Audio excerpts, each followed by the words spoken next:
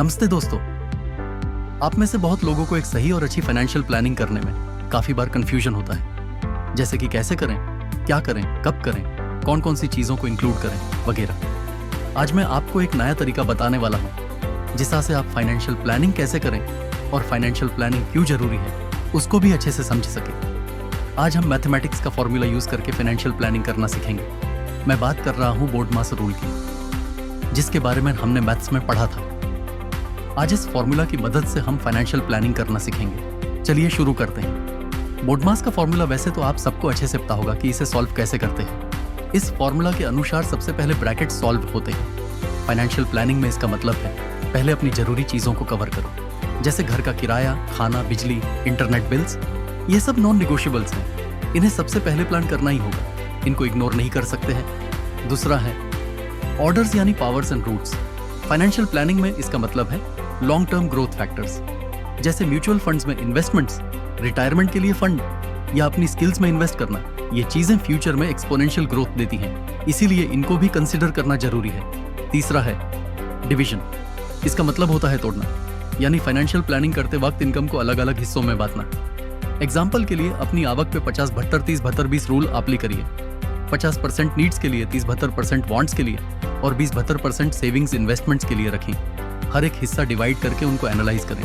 उसके बाद मल्टीप्लिकेशन का मतलब होता है बढ़ाना, यानी अपने इनकम सोर्सेज को मल्टीपल करना। सिर्फ सैलरी पे डिपेंड मत रहिए, साइड हसल, फ्रीलांसिंग या पैसिव इनकम सोर्सेज ऐड करिए और इन्वेस्टमेंट्स को री इन्वेस्ट करके अपना पैसा मल्टीप्लाई कीजिए। ये फॉर्मूला उन सभी के लिए है जो अपने पैसों को एक सही ग्रोथ देना चाहते हैं। फिर एडिशन का मतलब है एसेट्स और सिक्योरिटी को ऐड करना, जैसे एक घर खरीदना, स्टॉक्स और म्यूचुअल फंड्स में निवेश करना, गोल्ड या सिल्वर आदि में रोकान करना। साथ ही अपना इमरजेंसी फंड बनाना, हेल्थ और लाइफ इंश्योरेंस लेना, ताकि फाइनेंशियल सेफ्टी भी मजबूत बनी रहे। और लास्ट में सब्ट्रैक्शन यानी लायबिलिटीज और कर्ज को कम करना, जैसे क्रेडिट कार्ड का बिल्स, अननेसेसरी EMI या वो सब्सक्रिप्शन जो आप यूज ही नहीं करते। इन्हें रिमूव या कम करके अपने फाइनेंसेस को हेल्थी बनाओ। तो दोस्तों, आपने देखा कि कैसे सिर्फ एक सिंपल से फॉर्मूला की मदद से हमने फाइनेंशियल प्लानिंग करना सीखा। बोर्डमास रूल सिर्फ मैथ्स के लिए नहीं, बल्कि अपने पैसों को ऑर्गेनाइज करने के लिए भी एक अमेजिंग फॉर्मूला है। बस इसको सही से अप्लाई करना आना चाहिए।